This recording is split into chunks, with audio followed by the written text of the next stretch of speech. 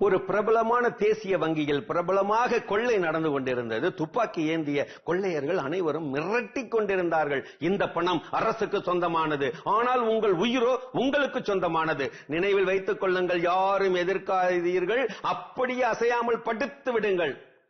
சரிதானே, சொல்லுவது சரிதானே? யாரும் எதிர்க்கவில்லை, அசையாமல் படுத்து விட்டார்கள். பாடம் 1, இதுதான் மக்களின் மனதை மாற்றும் மகத்தான யுக்தி என்பது. அதிலே ஒரு பெண் கவர்ச்சி காட்டியபடி அரைகுறை ஆடையோடு சினுங்கியபடி ஒய்யாரமாக அருகிலே வர ஆணையிட்டான் ஒருவன். இங்கே நடந்து கொண்டிருப்பது கொள்ளை, விபச்சார விடுதி அல்ல, அது டான்ஸும் அல்ல. உட்கார்ந்து விட்டாள். பாடம் 2, இதுதான் செய்யும் தொழிலிலே கவனம் என்பது. கொள்ளையை சிறப்பாக முடித்துவிட்டு பணத்தை மூட்டையாக கட்டிக்கொண்டு ரகசிய இருப்பிடம் வந்து சேர்ந்து விட்டார்கள். வாருங்கள் வாருங்கள், சீக்கிரம் பணத்தை எண்ணி விடலாம். அவசரப்படாதே, பொறு. இவ்வளவு பணத்தை எண்ணுவதற்கு நேரம் எடுக்கும். எவ்வளவு கொள்ளையடித்தோம் என்று அரசே நாளை சொல்லிவிடும்.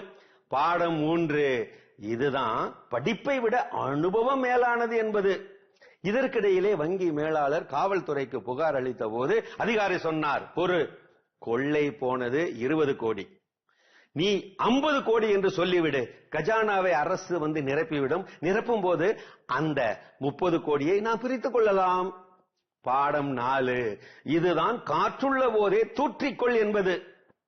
பிரித்துக் கொள்ளலாம் என்று சொன்ன அந்த அதிகாரி மேலும் சொன்னார், இப்படி வருடா வருடம் கொள்ளை நடந்தால் எவ்வளவு நன்றாக இருக்கும். பாடம் 5, இதுதான் சுயநலமான உலகம் என்பது. அடுத்த நாள் செய்தித்தாள்களில் செய்தி பளிச்சிட்டது. பிரபலமான தேசிய வங்கியில் 100 கோடி கொள்ளை. அமைச்சர் வெளியிட்ட செய்தி அது. அவர் வங்குக்கு 50 கோடி. பாடம் 6, இதுதான் எத்தனுக்கு எத்தன் உலகத்துல இருப்பாங்கிறது. செய்தி கேட்டு மிரண்டு போனார்கள் கொள்ளையர்கள்.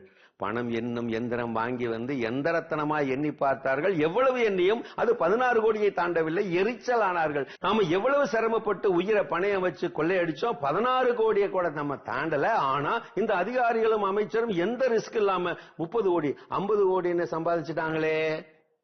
பாடம் 7, இதுதான் படிச்சு முன்னேறணுங்கிறது. அதை விட படிச்சாலும் படிக்காட்டியும் பதவியிலே அமர வேண்டும் என்பது. அது சரி, பாடம்லாம் நல்லா தானே இருக்கு, அதெல்லாம் விடுங்க. நான் சொன்ன அந்த 7 பாடங்கள்ல உங்களுக்கு பிடிச்ச பாடம் எது? அருமையான கதைகள் 1000 பகுதி பார்த்துட்டோம். எனக்கான கதையும் சிந்தனையும்